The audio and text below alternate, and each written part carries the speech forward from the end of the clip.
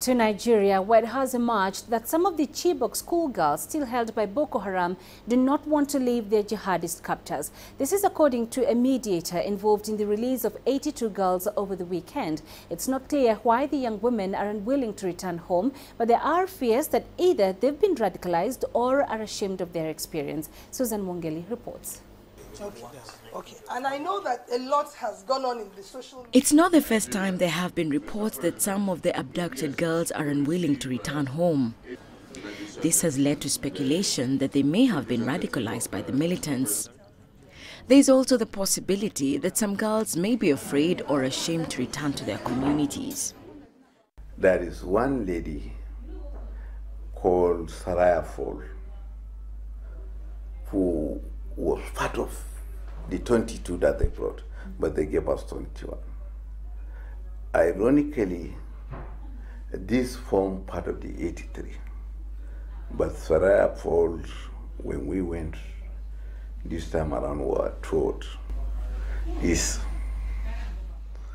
married.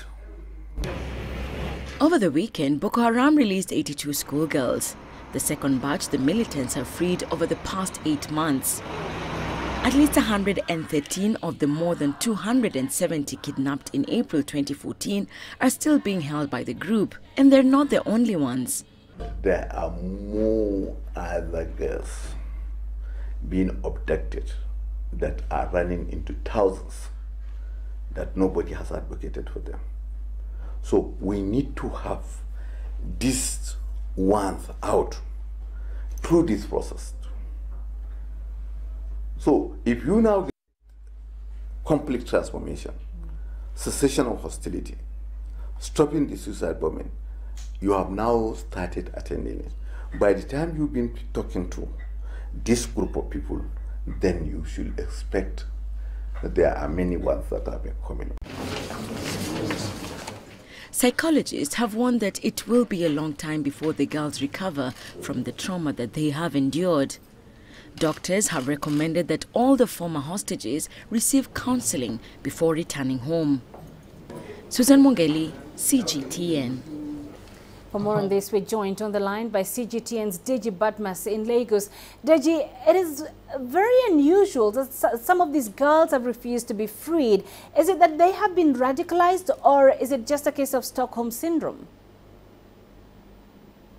Well, first, Tamina, it's actually unusual indeed that some of the girls have refused to return, but it's not surprising at all. The first time these actually came up was back in October, when we learned from some of the girls who were released back then. They actually came out to say that some of the girls still being held by Boko Haram, certainly don't want to come back. I mean, no doubt at all that they've been radicalized, and for some of them, they've become emotionally attached to their so-called horse bands and what have you. So it's certainly not a surprise at all, but it's really quite unusual, and it's a bit disturbing, to say the least. But fact is that well, if some of them are not willing to come back, there's little anybody can do about it. But the fact is that it goes to suggest that there are quite a number of the girls still being held by Boko Haram who are alive.